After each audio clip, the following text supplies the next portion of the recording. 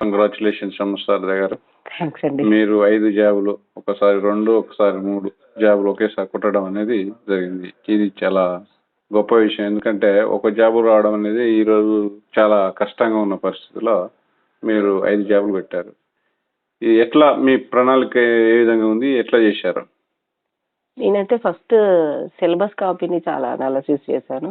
కొంచెం నాకు ఏదైనా కొంచెం స్మార్ట్ వర్క్ అనేది ఫస్ట్ నుంచి అలవాటు. సో ఆ సిలబస్ కాపీ తీసుకొని అకార్డింగ్ టు సిలబస్ కాపీ నాకు నోట్స్ రాయడం హాబీ. సో ప్రతి చాప్టర్కి నేను ఒక్కొక్క స్పైరల్ రాసుకునేదాన్ని అనమాట. సో వేరే బుక్స్ రిఫరెన్స్ తీసుకొని రాసుకునేదాన్ని. సో అట్లా రిఫరెన్స్ చేసి సిలబస్ కాపీకి సంబంధించి ఒక నోట్స్లన్నీ ప్రిపేర్ అయిన తర్వాత నెంబర్ ఆఫ్ రివిజన్స్ అదే చేసేదాన్ని. ఇంకా వేరే వేరే బుక్స్కి వెళ్ళడము, చాలా బుక్స్ కలెక్ట్ చేసుకోవడం అట్లా చేయలేదు నేను. నా దగ్గర నేను రాసుకున్న నోట్ బుక్స్నే నెంబర్ ఆఫ్ టైమ్స్ ఎక్కువ రివిజన్ చేసేదాన్ని. అలా చేయడం వల్ల నాకు సక్సెస్ అనేది ఈజీ అయింది. అయితే మీరు సాధించిన జాబులు ఏమేంటి? నాకు కేజీబీవీలో పీజీసీఆర్టీ డిస్ట్రిక్ట్ ఫస్ట్ ర్యాంక్ వచ్చింది. సిఆర్టీ కూడా ఫస్ట్ ర్యాంక్ వచ్చింది. గురుకులాల్లో వచ్చేసి జేఎల్ ఏమో 34th rank, PGT state first వచ్చింది, టీజీటీ ఏమో స్టేట్ 3rd ర్యాంక్ వచ్చింది. అయితే ఇప్పుడు మీరు ఫైనల్ గా ఏది ఎంచుకోవాలనుకుంటున్నారు? JL physics ఎంచుకున్నానండి. మీకు అపాయింట్మెంట్స్ ఇచ్చారు కదా? అపాయింట్మెంట్స్ అయిపోయింది. మేబీ ఇప్పుడు ఎలక్షన్ కోడ్ వల్ల మనకి స్కూల్ కాలేజ్ అలాట్మెంట్ జరగలేదు. సో ఎలక్షన్ కోడ్ అయిపోగానే మేబీ June 12th కి స్కూల్లో కాలేజ్లో ఉండొచ్చు అని ఎక్స్పెక్ట్ చేస్తాను. ఇది ఇప్పుడు ఈ జేఎల్ సబ్జెక్ట్ ఏంటి మీది? ఫిజిక్స్. ఫిజిక్స్ లో కొన్ని అంటే ఇంపార్టెంట్, అసలు ఫిజిక్స్ ఎలా ప్రిపరేషన్ చేస్తారు జనరల్ గా? అసలు ఫస్ట్ దాన్ని చూడగానే అందరికి ఒక అపోహ ఉంటుంది. ఏంటి అని అంటే అది కొంచెం టఫ్ అని, చదివినా చేయలేము అని చెప్పేసి ఒక అపోహ ఉంటుంది. కానీ దాన్ని కొంచెం ఒక మైండ్ సెట్ మార్చుకొని కొంచెం ప్రాపర్గా దాన్ని చదవగలిగితే దానంత ఈజీ సబ్జెక్ట్ ఏముండదు. ఫస్ట్ ఆఫ్ ఆల్ దాన్ని టఫ్ సబ్జెక్ట్ అనుకొని సబ్జెక్ట్ లాగానే చదువుతారు, కానీ దాని జనరల్ డైలీ లైఫ్ అప్లికేషన్స్ తీసుకొని చదివితే చాలా ఈజీ అవుతుంది సబ్జెక్ట్. నాకు ఫస్ట్ నుంచి కూడా చాలా ఇంట్రెస్ట్ ఉండే, ఇంటర్ నుంచి 10th నుంచి కూడా. సో అది నాకు చదవడం పెద్ద కష్టం ఏం కాలేదు. మీ క్వాలిఫికేషన్స్ ఏమన్నా? ఎంఎస్సి ఫిజిక్స్ అయిపోయింది నాది, బిఎడ్ చేశాను, సెట్ క్వాలిఫైడ్. అయితే ఇప్పుడు పిహెచ్డి అని ఎట్లా మీరు చేయాలని అట్లా ఏమనుకోలేదు? పిహెచ్డి నాకు నానో మెటీరియల్స్ మీద చేయాలని ఉంది. అది పార్ట్ టైం కోసం ట్రై చేస్తున్నాను నేను. ఎందుకంటే జాబ్ వచ్చింది కాబట్టి ఫుల్ టైం చేసే సోర్స్ లేదు, మేము చేయకూడదు యాక్చువల్గా. సో నానో మెటీరియల్స్ మీద ఫుల్ టైం పార్ట్ టైం చేద్దాం పిహెచ్డి అని చెప్పేసి ట్రై చేస్తున్నాను. నెక్స్ట్ అకాడమిక్ ఇయర్లో స్టార్ట్ చేస్తాను. ఇంకా డిగ్రీ లెక్చరర్ ఏమైనా చేశారా? డిఎల్ కూడా రాశాను, సెట్ ఉంది నాకు. బట్ అది సెట్ 2022లో రాసాం మేము. దాని రిజల్ట్ వచ్చేసి April 23కి వచ్చింది మాకు. నోటిఫికేషన్ April 5కి వచ్చింది. సో నోటిఫికేషన్ తర్వాత రిజల్ట్ వచ్చింది కాబట్టి మమ్మల్ని యాక్సెప్ట్ చేయలేదు, రిజెక్ట్ చేశారు డిఎల్కి. ఓకే. ఇంకోటి మీరు ఇందాక చెప్తూ స్మార్ట్ వర్క్ అన్నారు. ఇంత ముందు కూడా ఎవరితో సివిల్స్ ఫస్ట్ 3rd ర్యాంకర్ వారు కూడా అదే స్మార్ట్ వర్క్ చేస్తే వస్తుందండి. అసలు ఆ స్మార్ట్ వర్క్ అంటే ఏంటి? స్మార్ట్ వర్క్ అంటే ఫస్ట్ అసలు ఎగ్జామినర్ మనల్ని ఏ పాయింట్ ఆఫ్ వ్యూలో టెస్ట్ చేయాలనుకుంటుంది. సో అది చాలా ఇంపార్టెంట్. నేనేం చేసేదాన్ని అంటే ప్రీవియస్గా ఒక 2-3 ఎగ్జామ్స్ పేపర్స్ తీసుకొని అసలు ఆ ఎగ్జామ్లో ఏం అడిగితే ఏ చాప్టర్లోంచి అడుగుతుండో, ఆ కార్నర్ ఏంటి, ఆ ఏరియా ఏంటి, సో అట్లా కొంచెం ఎనాలిసిస్ చేసుకొని చాప్టర్ వైజ్ రివ్యూ రాసుకునేదాన్ని. సో ఓకే, ఈ చాప్టర్లో ఇలా ఈ టైప్లో క్వశ్చన్ అడుగుతున్నాడు. ఒక చాప్టర్లో 10 క్వశ్చన్స్ వచ్చినాయి అంటే అది మోస్ట్ ఇంపార్టెంట్, ఒక చాప్టర్లో 2 క్వశ్చన్స్ వచ్చినాయి అంటే అది లీస్ట్ ప్రియారిటీ. సో ఇట్లా కొంచెం స్మార్ట్ వర్క్ చేసుకొని ఏం చేసేదాన్ని అని అంటే మేజర్గా ఇంపార్టెంట్ చాప్టర్స్ ఎక్కువ రివిజన్ చేయడము. ఇంకోటి ఏంటి అని అంటే నేను బిట్స్ రిపీటెడ్గా ప్రాక్టీస్ చేసేదాన్ని. ఆ బిట్స్ రిపీటెడ్గా ప్రాక్టీస్ చేయడం వల్ల ఏమవుతుంది మనకి అంటే ఎగ్జామ్లో కూడా తొందరగా అటెంప్ట్ చేయగలుగుతాం, తక్కువ టైంలో బిట్ని ఆన్సర్ చేయగలుగుతాం అనమాట. సో స్మార్ట్ వర్క్ అంటే ఏం లేదు, ఫస్ట్ అసలు మనల్ని ఏం టెస్ట్ చేయాలనుకుంటుండు, ఏ ఏరియాలో టెస్ట్ చేయాలనుకుంటుండు, ఏ సబ్జెక్ట్కి ఎన్ని మార్కులు ఉన్నాయి. ఒకవేళ ఒక సబ్జెక్ట్ నచ్చకపోయినా దానికి వెయిటేజ్ ఎక్కువ ఉన్నప్పుడు ఆబ్వియస్గా మనం ప్రయారిటీ ఎక్కువ ఇచ్చుకోవాలి. కొందరు ఏం చేస్తారు అంటే నచ్చిన సబ్జెక్ట్నే ఎక్కువసేపు చదువుతూ ఉంటారు. అలా చదవడం, అది ఎన్నిసార్లు చదివినా తక్కువ మార్కులే వస్తాయి తప్ప ఎక్కువ రావు.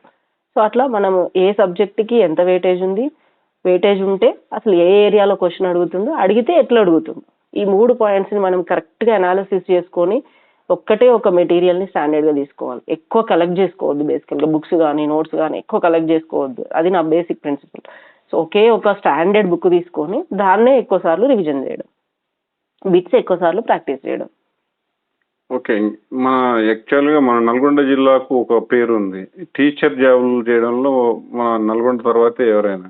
నల్గొండ సివిల్ సాధించడం కంటే కూడా నల్గొండలో ఈ టీచర్స్ నల్గొండలో పైనే టీచర్ ఎక్కువ జాబ్ దృష్టి పెడతారు. సాధిస్తేనే సివిల్ సాధించినట్టు. అంటే మీరు సివిల్ సాధించడానికి ఏం కృషి చేయలేదా అట్లాంటి? బేసికల్‌గా నా పీజీ అయిపోయినప్పటి నుంచి కూడా నాకు చేయాలనేదే నా డ్రీమ్. ఫస్ట్ నేను కార్పొరేట్‌లో వర్క్ చేశాను. ఒక కొన్ని ఇయర్స్ చేసిన తర్వాత బయట వేరే కాలేజెస్‌లో చేశాను. ఇంజినీరింగ్ కాలేజ్‌లో చేశాను. తర్వాత ఈ నోటిఫికేషన్ వస్తే ప్రైవేట్ జాబ్‌కి రిజైన్ చేసి దీనికి ప్రిపేర్ అయ్యాను నేను. నాకు అసలు టీచింగ్ అంటేనే ప్యాషన్ అండి. నాకు వేరే జాబ్స్ మీద, ఈ గ్రూప్స్ మీద, అడ్మినిస్ట్రేషన్ మీద అంత ఇంట్రెస్ట్ ఏం లేకుండే ఫస్ట్ నుంచి కూడా. సో, ఆ జేఎల్ ఫిజిక్స్ చేయాలనేది నా డ్రీమ్ ఉంటుండే. సో, అది ఫైట్ లైన్‌గా నేను రీచ్ అయ్యాను. ఇంకా దీంట్లోనే ఉంటారా? మళ్ళీ డీఎల్‌కి మళ్ళీ ట్రై చేస్తారా? అంటే ఐ హావ్ సెట్ ఉంది కదండీ నాకు. సో, వితిన్ 2-3 ఇయర్స్‌లో నాకు ప్రమోషన్ వస్తే ఆబ్వియస్‌గా డీఎల్ వచ్చేస్తుంది.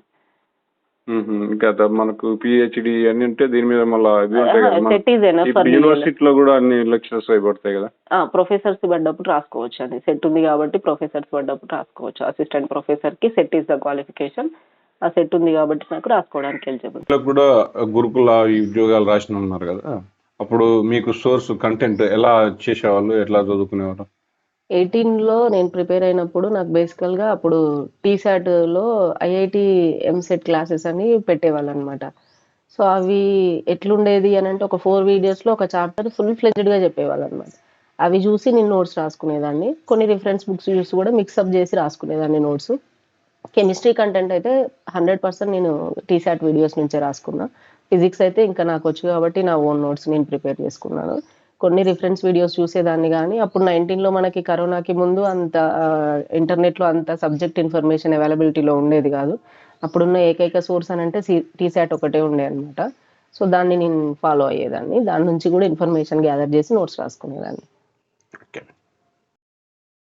Okay. Wish you all the best in future. Thanks అండి. సార్ మీ సతీమణి గారు 5 జాబులు ఒకేసారి కొట్టడం మీకు ఎలా అనిపించింది? మీరు ఏ విధంగా ప్రోత్సహించారు? ఫస్ట్ వేరే ప్రైవేట్ కాలేజీలో చెప్తుండే ఇంజనీరింగ్ కాలేజీలో. ఇక అది బంద్ చేసి నేనే ప్రిపేర్ అవుతా అని చెప్పింది. ప్రిపేర్ అవుతా అంటే ఓకే ప్రిపేర్గా అంటే కోచింగ్ వెళ్ళింది. బాగా హార్డ్ వర్క్ చేశారు.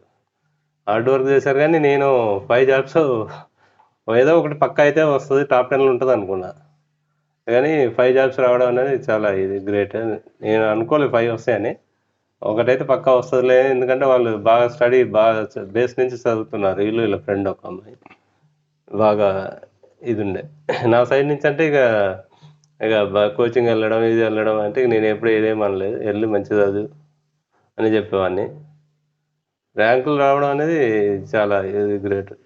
చాలా సంతోషంగా ఫీల్ అవుతున్నాను. అంటే మీరు ఏ ప్రొఫెషన్ మీరేం చేస్తుండేవాళ్ళు? మీరు ఎట్లా వీళ్ళకు సహకరించారు? నాది సినిమాటోగ్రఫీ, మూవీ సైడ్. ఇక నేను ఉన్నప్పుడేమో షూట్ అక్కడే వెళ్ళేవాడిని ఒక 10 days 12 అట్లా. వచ్చినప్పుడైనా ఇక ఆమె కోచింగ్ ఆమె చదివేది, ఇక అత్తమ్మ వాళ్ళు వీళ్ళు ఉండేది, అమ్మ ఉండేది. ఇక పిల్లల్ని వాళ్ళు చూసుకున్నా కానీ ఎక్కువ స్టడీ మీద ఫోకస్ పెట్టింది. నేను ఉండే తక్కువ, పిల్లల కేర్ అయిన ఇటు 2 ఆమె చూసుకునేది ఎక్కువ. పిల్లల కేరు, స్టడీ అంతా ఆమె చూసుకునేది. నేను ఉన్నప్పుడు ఇక నేను చూసుకునేవాడిని. అంటే వాళ్ళు ఒక్క జాబ్ కోసం చదివిన దానికంటే వాళ్ళు ఎక్కువ లాట్ ఆఫ్ మెటీరియల్స్ చదవడం వల్ల 5 జాబ్స్ వచ్చినాయని నేను అనుకుంటున్నాను. బాగా చదివారు. ఓకే. Thank you.